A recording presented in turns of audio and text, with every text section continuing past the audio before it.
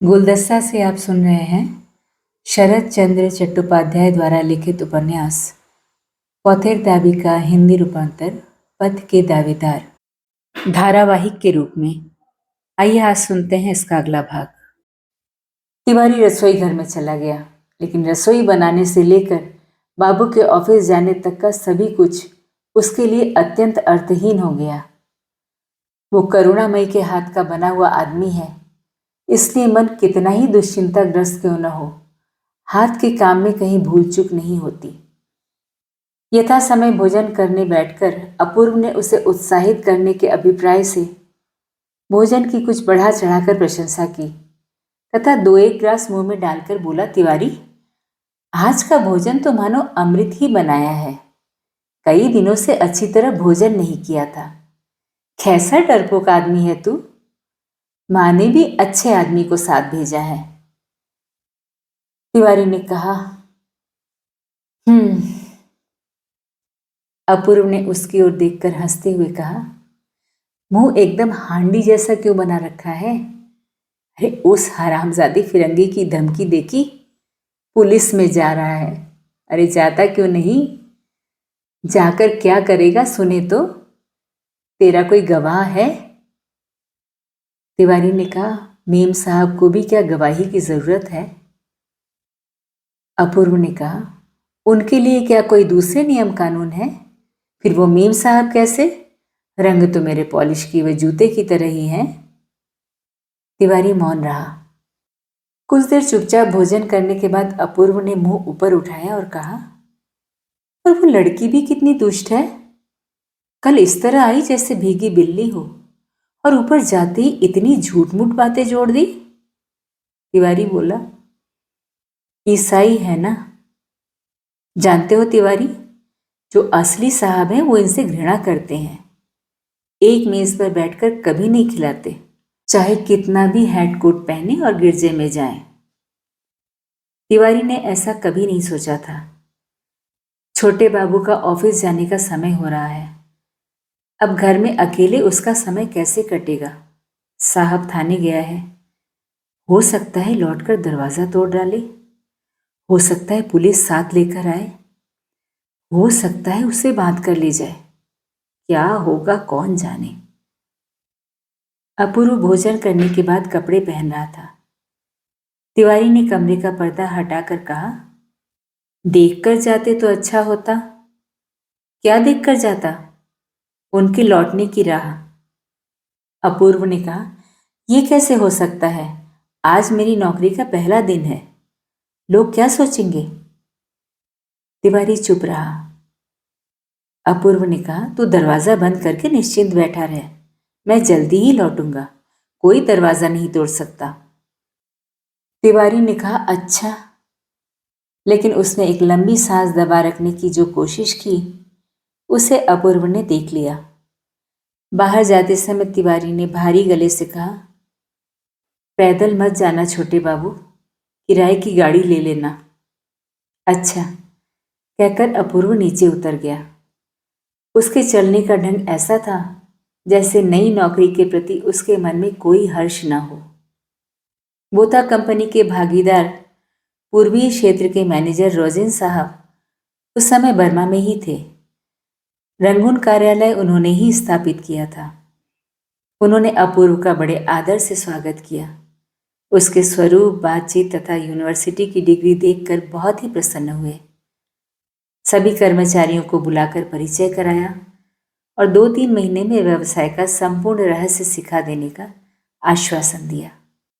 बातचीत, परिचय तथा नए उत्साह से उसकी मानसिक ग्लानि कुछ समय के लिए मिट गई। एक व्यक्ति ने उसे विशेष रूप से आकर्षित किया। वो था ऑफिस का अकाउंटेंट, ब्राह्मण है, नाम है रामदास तलवलकर। आयु लगभग उसके ही जितनी ही या कुछ अधिक हो सकती है। दीर्घ आकृति, बलिष्ठ गौरवर्ण है। पहनावे में पजामा, लंबा कोट, सिर पर पगड़ी, माथे पर लाल चंदन का टीका। बड़ी अच्छी अंग्रेजी में बात करते हैं, लेकिन अपूर्व के साथ उन्होंने पहले से ही हिंदी में बोलना प्रारंभ कर दिया। अपूर्व हिंदी अच्छी तरह नहीं जानता, लेकिन जब देखा कि वो हिंदी छोड़कर किसी और में उत्तर नहीं देता तो उसने भी हिंदी बोलना आरंभ कर दिया। अपूर्व ने कहा, ये भाषा मैं नहीं जानता, बोलने में बहुत गलतियां होती हैं। रामदास बोला, गलतियां तो मुझसे भी होती हैं क्योंकि ये मेरी भी मातृभाषा नहीं है। अपूर्व बोला, अगर पराई भाषा में ही बातचीत करनी है तो अंग्रेजी में क्या दोष है? रामदास बोला, अंग्रेजी में तो हम लोग और अधिक गलतियां करते हैं। आप अंग्रेजी में बोला करें, लेकिन अगर मैं हिंदी में उत्तर दूंगा, क्षमा कर दीजिएगा। अपूर्व बोला, मैं भी हिंदी में ही बोलने की चेष्टा करूंगा, लेकिन गलती होने पर आप भी मुझे क्षमा करोगे। इस बातचीत के बीच रोजेन साहब स्वयं मैनेजर के कमरे में आ गए। उम्र 50 के लगभग होगी। हॉलैंड के निवासी हैं। साधारण ढंग के कपड़े, चेहरे पर घनी दाढ़ी मूछें, टूटी फूटी अंग्रेजी बोलते हैं। पक्के व्यवसायी हैं। अब तक बर्मा के अनेक स्थानों में घूमकर तरह तरह के लोगों से मिलकर तथ्य संग्रह करके कामकाज के कार्यक्रम का उन्होंने खाका तैयार कर लिया है। उस कार्यक्रम के कागज अपूर्व की टेबल पर रखते हुए बोले, इसके विषय में आपकी क्या राय है? फिर तलवलकर से बोले, इसकी एक प्रति आपके कमरे में भी भेज दी है, लेकिन इसे अभी रहने दिया जाए क्योंकि आज नए मैनेजर के सम्मान में ऑफिस बंद हो जाएगा। मैं जल्दी ही चला जाऊंगा, तब आप दोनों पर ही सारा कार्यक्रम रहेगा। मैं अंग्रेज नहीं हूं। यद्यपि ये राज्य हम लोगों का हो सकता था, फिर भी उन लोगों की तरह हम भारतीयों को नीच नहीं समझते, अपने समान ही समझते हैं। केवल फर्म की ही नहीं, आप लोगों की उन्नति भी आप लोगों के कर्तव्य ज्ञान पर निर्भर है। अच्छा गुड्डू, ऑफिस 2 बजे के बाद बंद हो जाना चाहिए। कहते हुए जिस तरह आए थे उसी तरह चले गए। ठीक 2 बजे दोनों साथ साथ ऑफिस से निकले। तलवलकर शहर में नहीं रहता। लगभग 10 मील पश्चिम में इनसिन नामक स्थान में डेरा है। डेरे में उसकी पत्नी तथा एक छोटी सी बेटी रहती है। वहां शहर का हो हल्ला नहीं है। ट्रेनों में आने जाने की कोई असुविधा नहीं होती। हालदार बाबू, कल ऑफिस के बाद मेरे यहाँ चाय का निमंत्रण रहा, तलवलकर ने कहा। अपूर्व बोला, मैं चाय नहीं पीता बाबूजी। नहीं पीते? पहले मैं भी नहीं पीता था, लेकिन मेरी पत्नी नाराज होती है। अच्छा, न हो तो फल फूल शरबत, हम लोग भी ब्राह्मण हैं। अपूर्व ने हंसते हुए कहा, ब्राह्मण तो अवश्य हैं, लेकिन अगर आप लोग मेरे हाथ का खाएं तो मैं भी आपकी पत्नी के हाथ का खा सकता हूं। रामदास ने कहा, मैं तो खा सकता हूं, लेकिन मेरी पत्नी की बात। अच्छा, आपका डेरा तो पास ही है, चलिए ना, आपको पहुंचाऊं। मेरी ट्रेन तो 5 बजे छूटेगी। अपूर्व घबरा गया। इस बीच वो सब कुछ भूल गया था। डेरे का नाम लेते ही क्षण भर में उसका सारा उपद्रव, सारा झगड़ा बिजली की रेखा की भांति चमक कर उसके चेहरे को श्रीहीन कर गया। अब तक वहां क्या हुआ होगा वो कुछ नहीं जानता। हो सकता है बहुत कुछ हुआ हो। अकेले उसी को बीच में जाकर खड़ा होना पड़ेगा। एक परिचित व्यक्ति के साथ रहने से कितनी सुविधा और साहस रहता है, लेकिन परिचय के आरंभ में ही ये क्या सोचेगा? ये सोचकर अपूर्व को बड़ा संकोच उठा। बोला, देखिए, अभी बात पूरी नहीं कर सका था कि उसके संकोच और लज्जा को अनुभव करके रामदास ने हंसते हुए कहा, एक ही रात में पूरी सुव्यवस्था की मैं आशा नहीं करता बाबूजी। मुझे भी एक दिन नया डेरा ठीक करना पड़ा था। फिर मेरी तो पत्नी भी थी, आपके साथ तो वो भी नहीं है। आप आज लज्जा का अनुभव कर रहे हैं, लेकिन उन्हें न लाने पर 1 वर्ष बाद भी आपकी लज्जा दूर नहीं होगी, ये मैं कह देता हूं। चलिए, देखो क्या कर सकता हूं। अव्यवस्था के बीच ही तो मित्र की आवश्यकता होती है। इस मित्रहीन देश में आज उसे मित्र की अत्यंत आवश्यकता है। दोनों टहलते टहलते डेरे के सामने पहुंचे तो तलवलकर को घर में आमंत्रित किए बिना न रह सका। ऊपर चढ़ते समय देखा कि वही ईसाई लड़की नीचे उतर रही है। उसका पिता उसके साथ नहीं था, वो अकेली थी। दोनों एक ओर हटकर खड़े हो गए। लड़की धीरे धीरे उतरकर सड़क पर चली गई। रामदास ने पूछा, ये लोग तीसरी मंजिल पर रहते हैं क्या? हाँ, ये लोग भी बंगाली हैं? अपूर्व ने सिर हिलाकर कहा, नहीं, देसी ईसाई हैं। संभव है मद्रासी, गोवानीज या कुछ और होंगे, लेकिन बंगाली नहीं है। रामदास ने कहा, लेकिन साड़ी पहनने का ढंग तो ठीक आप लोगों जैसा ही है। अपूर्व ने हैरानी से पूछा, हम लोगों का ढंग आपको कैसे मालूम? रामदास ने कहा, मैंने बंबई, पूना, शिमला में बहुत सी बंगाली महिलाओं को देखा है। इतना सुंदर साड़ी पहनने का ढंग भारत की किसी जाति में नहीं है। हो सकता है, कहकर अपूर्व डेरे के बंद दरवाजे को खटखटाने लगा। थोड़ी देर बाद अंदर से सतर्क कंठ का उत्तर आया, कौन? मैं हूं, मैं, दरवाजा खोलो, भय की कोई बात नहीं है, कहकर अपूर्व हंसने लगा। ये देखकर कि इस बीच कोई भयानक घटना नहीं हुई, तिवारी कमरे में सुरक्षित है, और ये अनुभव करके उसके ऊपर से जैसे बहुत बड़ा बोझ उतर गया। कमरा देखकर रामदास बोला, आपका नौकर अच्छा है, सब कुछ अच्छी तरह सजा कर रखा है। ये सारा सामान मैंने ही खरीदा था। आपको और जिस चीज की जरूरत हो बताइए, भेज दूंगा। रोजेन साहब की आज्ञा है, तिवारी ने मधुर स्वर में कहा। और सामान की जरूरत नहीं है बाबूजी, यहां से सकुशल हट जाए तो प्राण बच जाएंगे। उसकी बात पर किसी ने ध्यान नहीं दिया, लेकिन अपूर्व ने सुन लिया।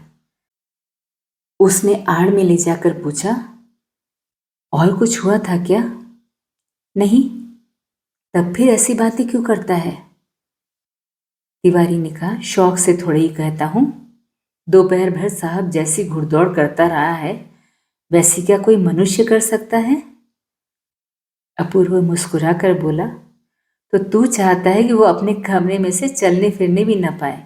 लकड़ी की छत है, अधिक आवाज होती है। तिवारी ने रुष्ट होकर कहा, एक स्थान पर खड़े होकर घोड़े की तरह पैर पटकने को चलना कहा जाता है?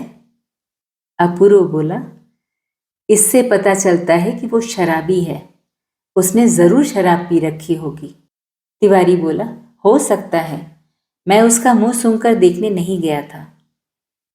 फिर अप्रसन्न भाव से रसोई घर में जाते हुए बोला, चाहे जो भी हो, इस घर में रहना नहीं होगा।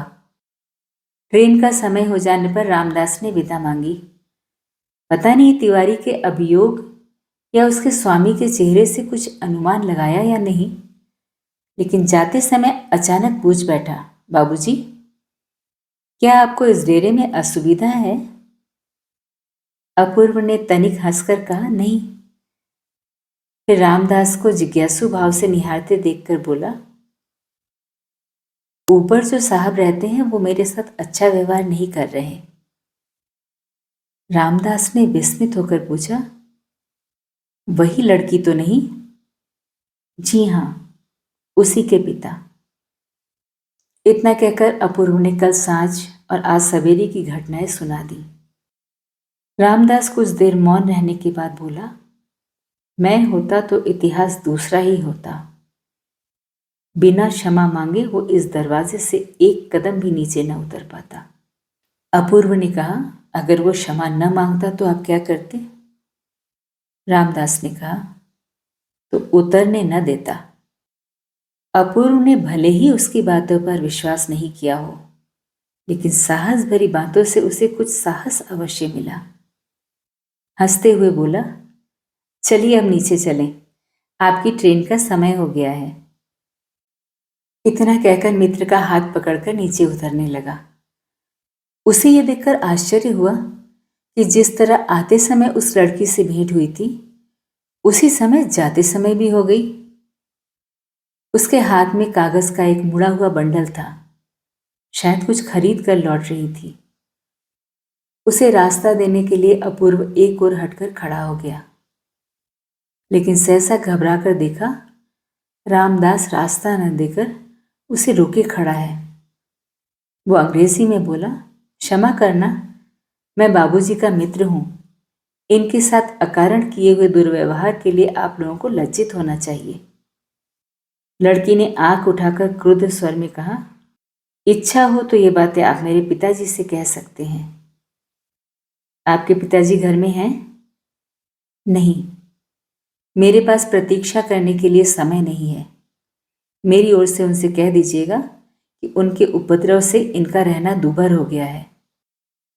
लड़की ने पूर्ववत कड़वे स्वर में कहा, उनकी ओर से मैं ही उत्तर दिए देती हूं कि अगर आप चाहें तो किसी दूसरी जगह जाकर रह सकते हैं।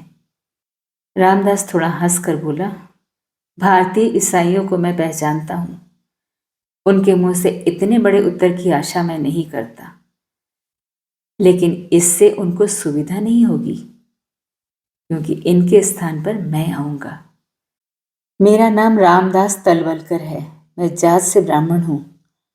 तलवार शब्द का क्या अर्थ होता है अपने पिता को जान लेने के लिए कहिएगा। Good evening. चलिए बाबूजी। इतना कहकर वो अपूर्व का हाथ पकड़कर एकदम रास्ते में आ गया। लड़की के चेहरे को अपूर्व ने छिपी नजरों से देख लिया था। घटना के अंत में वो किस प्रकार कठोर हो उठी थी, ये सोचकर वो कुछ क्षण के लिए कोई बात नहीं कर सका। इसके बाद धीरे से बोला, ये क्या हुआ तलवलकर? तलवलकर ने उत्तर दिया, यही हुआ कि आपके जाते ही मुझे यहां आना पड़ेगा। केवल खबर मिल जानी चाहिए। अपूर्व ने कहा, अर्थात दोपहर को आपकी पत्नी अकेली रहेंगी। रामदास ने कहा, अकेली नहीं, मेरी 2 वर्ष की लड़की भी है। यानी आप मजाक कर रहे हैं? नहीं, मैं सच कह रहा हूं। हंसी मजाक की मेरी आदत ही नहीं है। अपूर्व ने एक बार अपने साथी की ओर देखा, फिर धीरे से कहा, तो फिर मैं ये डेरा नहीं छोड़ सकूंगा। उसकी बात पूरी नहीं हो पाई थी कि रामदास ने सहसा उसके दोनों हाथों को अपनी शक्तिशाली हाथों में पकड़कर जोर से झकझोरते हुए कहा, मैं यही चाहता हूं बाबूजी। उत्पात के भय से हम लोग बहुत भाग चुके हैं, लेकिन अब नहीं। साँझ होने में अभी देर थी। 1 घंटे तक किसी ट्रेन का समय भी नहीं था, इसलिए स्टेशन के दूसरी ओर वाले प्लेटफॉर्म पर यात्रियों की भीड़ अधिक नहीं थी। अपूर्व टहलते हुए घूमने लगा। अचानक उसके मन में विचार आया कि कल से आज तक इस एक ही दिन में जीवन न जाने कैसे सहसा कई वर्ष पुराना हो गया है। यहाँ पर माँ नहीं है, भाई नहीं है, भाभियाँ नहीं है, स्नेह की छाया भी कहीं नहीं।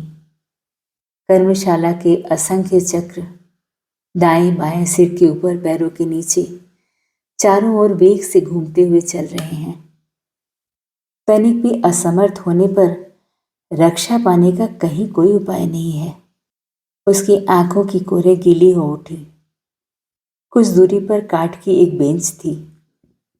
उस पर बैठकर आंखें पोंछ रहा था कि सहसा पीछे से एक जोर का धक्का खाकर पेट के बल जमीन पर जा गिरा। किसी तरह उठकर खड़ा होते ही देखा 5-6 फिरंगी बदमाश लड़के खड़े हैं। किसी के मुंह में सिगरेट है तो किसी के मुंह में पाइप है, और वो दांत निकालकर हंस रहे थे। शायद वही लड़का जिसने धक्का मारा था बेंच के ऊपर लिखे अक्षरों को दिखाकर बोला, साले, ये साहब लोगों के वास्ते हैं, तुम्हारे लिए नहीं। लज्जा, क्रोध तथा अपमान से अपूर्व की गीली आंखें लाल हो उठी, होंठ कांपने लगे। साला दूध वाला आंखें दिखाता है। सब एक साथ ऊंचे स्वर से हंस पड़े। एक ने उसके मुंह के सामने आकर अत्यंत अश्लील ढंग से सीटी बजाई। अपूर्व पल भर बाद ही शायद सबके ऊपर झपट पड़ता, लेकिन कुछ हिंदुस्तानी कर्मचारियों ने, जो कुछ दूर बैठे चिमनी साफ कर रहे थे, बीच में पड़कर उसे प्लेटफॉर्म से बाहर कर दिया। एक फिरंगी लड़का भागता हुआ आया और भीड़ में पैर बढ़ाकर अपूर्व के सफेद सिल्क के कुर्तों पर जूते का दाग लगा गया। हिंदुस्तानियों के इस दर्द से वो अपने को मुक्त करने के लिए खींचातानी कर रहा था। एक ने उसे झकझोरते हुए कहा, अरे बंगाली बाबू, अगर साहब लोगों का शरीर छुएगा तो 1 साल की जेल हो जाएगी। जाओ, भागो। एक ने कहा, अरे बाबू है, धक्का मत दो। जो लोग कुछ नहीं जानते थे वो कारण पूछने लगे, जो लोग जानते थे तरह तरह की सलाह देने लगे। अपूर्व ऑफिस का पहनावा छोड़कर सामान्य बंगाली की पोशाक में स्टेशन गया था, इसलिए फिरंगियों ने उसे दूध वाला समझकर मारा था। अपूर्व सीधा स्टेशन मास्टर के कमरे में गया। स्टेशन मास्टर अंग्रेज थे। मुंह उठाकर उन्होंने देखा। अपूर्व ने जूते का दाग दिखाकर घटना सुनाई। वो अवज्ञापूर्वक बोले, यूरोपियन की बेंच पर बैठे क्यों? अपूर्व ने कहा, मुझे मालूम नहीं था। मालूम कर लेना चाहिए था। क्या इसीलिए उन्होंने एक भले आदमी पर हाथ उठाया? साहब ने दरवाजे की ओर हाथ बढ़ाकर कहा, गो गो, चपरासी इसको बाहर कर दो। कहकर वो अपने काम में लग गए। अपूर्व न जाने किस तरह घर लौटा। 2 घंटे पहले रामदास के साथ इस रास्ते से जाते समय उसके हृदय में जो दुर्भावना सबसे अधिक खटक रही थी वो अकारण मध्यस्थता ही थी। उत्पात और अशांति की मात्रा उससे घटेगी नहीं बल्कि बढ़ेगी ही। इसके अतिरिक्त उस ईसाई लड़की का कितना ही अपराध क्यों न हो, वो नारी है, इसलिए पुरुष के मुंह से ऐसे कठोर वचन निकालना उचित नहीं हुआ। इसके अतिरिक्त उस समय एकदम अकेली भी थी। जब उस लड़की की बात याद आई तो वो साहब की लड़की मालूम हुई, साधारण नारी जाति की नहीं। जिन फिरंगी लड़कों ने कुछ पहले अकारण ही उसका अपमान किया, जिनकी कुशिक्षा, नीचता और बर्बरता की सीमा नहीं थी, उनकी ही बहन जान पड़ी। जिस साहब ने अत्यंत अविचार के साथ उसे कमरे से बाहर निकाल दिया था, मनुष्य का सामान्य अधिकार भी नहीं दिया था, उसकी परम आत्मीय ज्ञात हुई। तिवारी ने आकर कहा, छोटे बाबू, भोजन ठंडा हो रहा है, चलो आता हूं। अपूर्व ने कहा।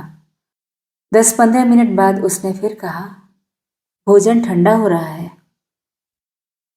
अपूर्व ने क्रोधित होकर कहा, क्यों बेकार तंग करता है तिवारी, मैं नहीं खाऊंगा, मुझे भूख नहीं है।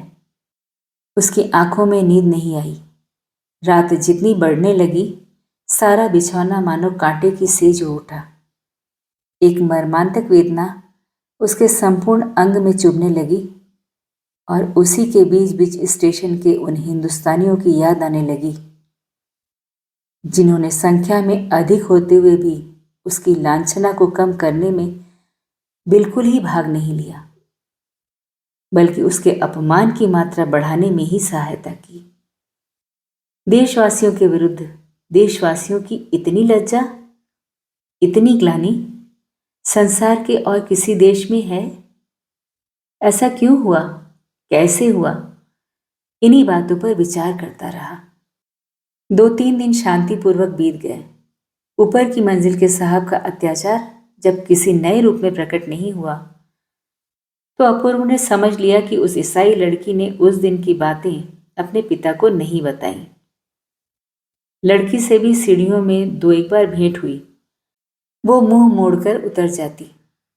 उस दिन सवेरे छोटे बाबू को भात परोसकर तिवारी ने प्रसन्नता भरे स्वर में कहा, लगता है साहब ने कोई नालिश वालिश नहीं की।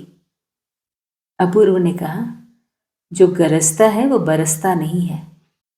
तिवारी बोला, हम लोगों का डेरे में अधिक दिन रहना नहीं हो सकेगा।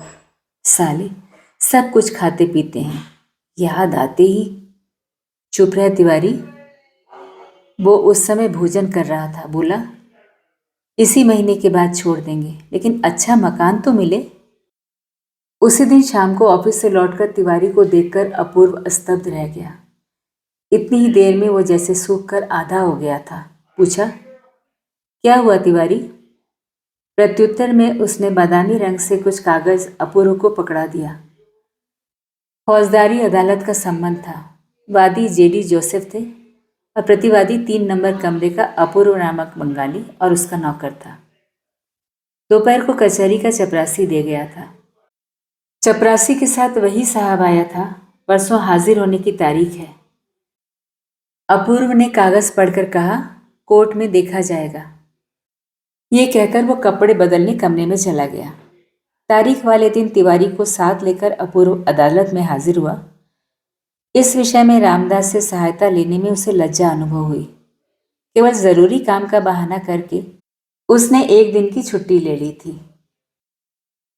डिप्टी कमिश्नर की अदालत में मुकदमा था। वादी जोसेफ सच झूठ जो मन में आया कह गया। अपूर्व ने न तो कोई बात छिपाया और न कोई बात बढ़ाकर ही कही। बाकी की गवाह उसकी लड़की थी। अदालत के सामने उस लड़की का नाम और बयान सुनकर अपूर्व खिन्न रह गया। आप किसी स्वर्गीय राजकुमार भट्टाचार्य महाशय की सुपुत्री हैं। पहले ये लोग पारिसाल में थे, लेकिन अब बेंगलोर में हैं। आपका नाम मेरी भारती है। इनकी माँ किसी मिशनरी के साथ बेंगलोर चली आई थी। वही जोसेफ साहब के रूप पर मोहित होकर उनसे विवाह कर लिया। भारती ने पैतृक भट्टाचार्य नाम को निरर्थक समझकर उसे त्याग दिया और जोसेफ नाम को ग्रहण कर लिया। तभी से वो मिस मेरी जोसेफ के नाम से प्रसिद्ध हैं। न्यायाधीश के प्रश्न करने पर वो फल फूल उपहार देने की बात करने से इनकार कर गई, लेकिन उसके कंठ में असत्य बोलने की घबराहट इतनी स्पष्ट हो गई कि केवल न्यायाधीश ही नहीं, उसके चपरासी तक को धोखा नहीं दे सकी। फैसला उसी दिन हो गया। तिवारी छूट गया, लेकिन अपूर्व पर 20 रुपया जुर्माना हो गया। निरपराध होते हुए दंडित होने पर उसका मुंह सूख गया। रुपए देकर घर आकर देखा, दरवाजे के सामने रामदास खड़ा है। अपूर्व के मुख से निकल पड़ा, 20 रुपया जुर्माना हुआ है रामदास, अपील की जाए। उत्तेजना से उसकी आवाज कांप उठी। रामदास ने उसके दाएं हाथ को थामकर हंसते हुए कहा, 20 रुपये जुर्माने के बदले 2000 की हानि उठाना चाहते हैं? होने दो। लेकिन यह तो जुर्माना है, दंड है, राजदंड है। रामदास हंसते हुए बोला, किसका दंड? जिसने झूठी गवाही दिलाई। लेकिन इसके ऊपर भी एक अदालत है, उसका न्यायाधीश अन्याय नहीं करता। वहां आप निर्दोष हैं। अपूर्व बोला, लेकिन लोग तो ऐसा नहीं समझेंगे रामदास। उनके सामने तो यह बदनामी हमेशा के लिए बनी रहेगी। रामदास ने कहा, चलो नदी किनारे टहल आएं। चलते हुए रास्ते में वो बोला, अपूर्व बाबू, विद्या में आपसे छोटा होते हुए भी उम्र में आपसे बड़ा हूं मैं। अगर कुछ कहूं तो ख्याल न करना। अपूर्व मौन रहा। रामदास ने कहा, वो इस मामले को जानता था। लोग जानते हैं कि हालदार के साथ जोसेफ का मुकदमा चलने पर अंग्रेजी न्यायालय में क्या होता है, 20 रुपए की जुर्माने की बदनामी। लेकिन ये तो बिना अपराध का दंड हुआ रामदास। हाँ, बिना अपराध मैं भी 2 वर्ष जेल में रह आया हूं। 2 वर्ष जेल में? हाँ, 2 वर्ष। फिर हंसकर बोला, अगर अपने कुर्तों को उतार दूं तो देखोगे कि बेतों के दागों से कोई स्थान बचा नहीं है। बेत भी लग चुके हैं रामदास? रामदास हंसकर बोला, हाँ, ऐसा ही। बिना अपराध के भी मैं इतना निर्लज्ज हूं कि लोगों को मुंह दिखाता हूं और आप 20 रुपए जुर्माने की बदनामी नहीं सह सकते। अपूर्व उसका मुंह देखकर चुप हो गया। रामदास बोला, अच्छा चलिए, आपको पहुंचाकर घर जाऊं। अभी ही चले जाओगे? अभी तो बहुत सारी बातें जाननी हैं। रामदास ने हंसकर कहा, सब आज ही जान लोगे? ये नहीं होगा, मुझे संभवतः बहुत दिनों तक बताना पड़ेगा। बहुत दिनों पर उसने इस तरह जोर दिया कि अपूर्व आश्चर्य से उसे देखता रह गया, लेकिन कुछ समझ नहीं पाया। रामदास गली के अंदर नहीं गया, बाहर से ही विदा लेकर स्टेशन चला गया। अपूर्व ने द्वार पर धक्का दिया। तिवारी ने आकर दरवाजा खोला। वो घर के कामों में लगा हुआ था। उसका चेहरा उतर गया था। वो बोला। उस समय जल्दबाजी में नोट फेंक गए थे आप।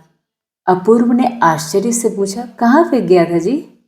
यही तो, कहते हुए उसने दरवाजे के पास रखे मेज की ओर इशारा किया।